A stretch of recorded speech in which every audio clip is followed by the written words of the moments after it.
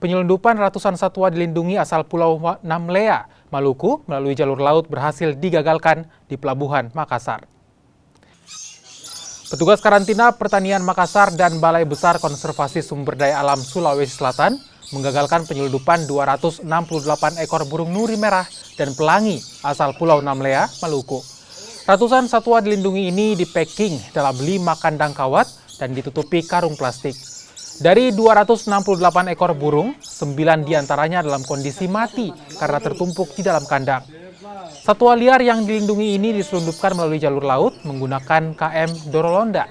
Pengirimnya adalah warga Pulau Namlea berinisial G dengan tujuan Pelabuhan Soekarno-Hatta, Makassar. Pelaku yang bertindak sebagai penerima kini diamankan petugas Balai Gakum, Sulawesi Selatan, dan atas perbuatannya pelaku terancam pidana 5 tahun penjara dan denda maksimal 100 juta rupiah. Sementara ratusan ekor satwa ini dititip di kandang transit BKSDA Sulawesi Selatan sebelum dilepas liarkan.